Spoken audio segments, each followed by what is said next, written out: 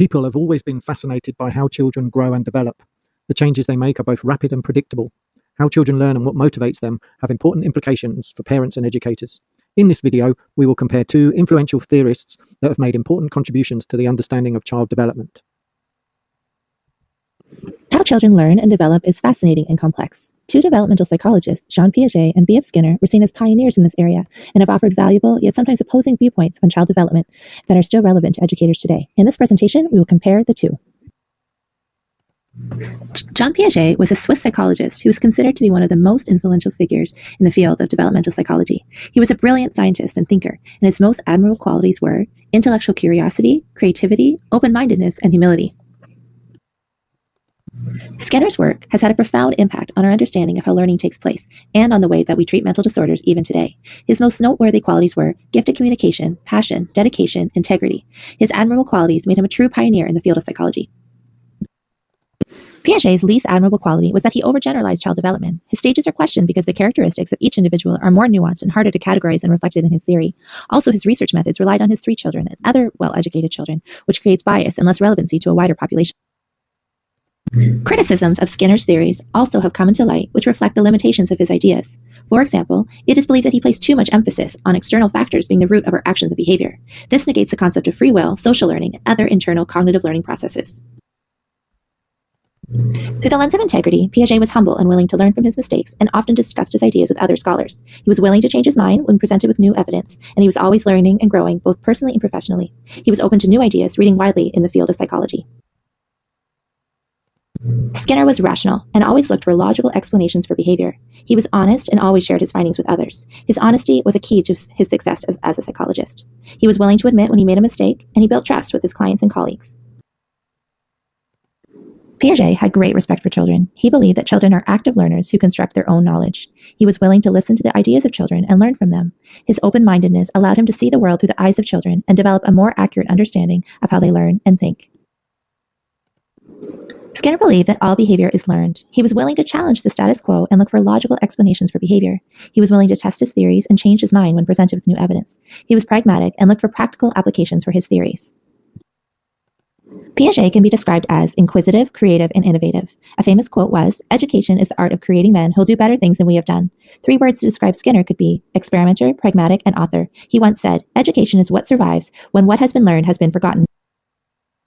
A guiding value of Piaget is his deep respect and understanding of the development that children typically progress through. He presented stages that are particularly important for educators to consider when constructing age-appropriate learning experiences, as well as how to scaffold instruction to match and challenge the cognitive learning accessible to the child.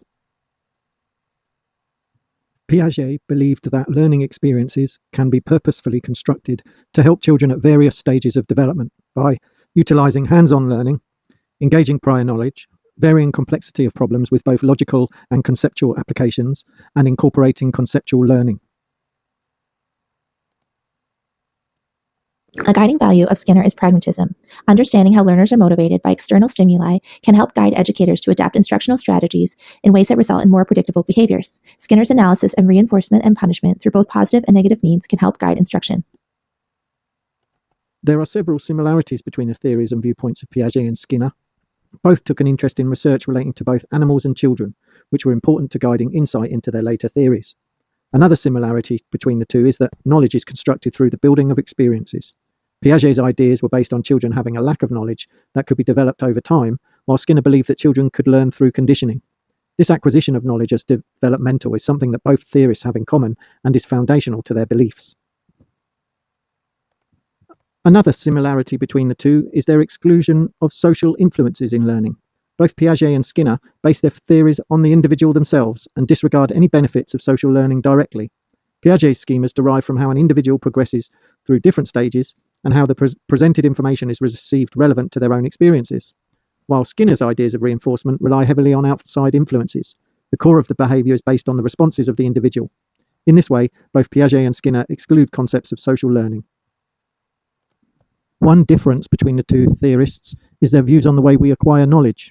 Piaget focused more on child psychology and internal factors that lead to the growth of knowledge.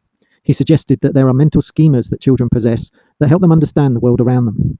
Children at each age learn differently based on their experiences, with stages including the sensory motor, birth to 2 years, pre-operational, 2 to 7 years, and concrete operational, 7 to 11 years, and formal operational, ages 12 and up. These stages reflect the cognitive development of children, which are influenced by other factors such as assimilation, in which we add new information to pre-existing knowledge, and accommodation, in which new and unfamiliar information results in the adjustment of current schemas to accommodate the new information.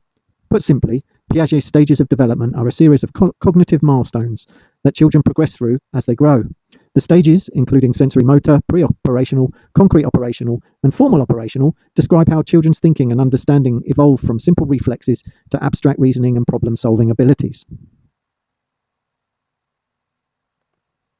Skinner differs from Piaget most prominently in the approach to how people learn. Unlike Piaget's ideas, Skinner's theory is primarily concerned with the operant behavior that results from external stimuli. Skinner's emphasis is on behavior that is more objective, resulting from cause and effect premise, in which one action elicits another.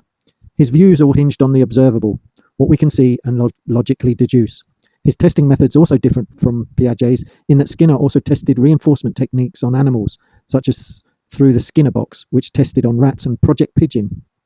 The behavior of children and animals can be predicted and molded by the use of external stimuli rather than an understanding of psychological factors. B.F. Skinner's rat experiment, often called the Skinner box, involved placing a rat in a controlled box with a lever that, when pressed, dispensed a food reward. Through positive reinforcement, the rat learned to associate lever pressing with obtaining the reward, demonstrating the principles of operant conditioning and the power of reinforcement in shaping behavior. One sentence to summarize the ethics of B.F. Skinner.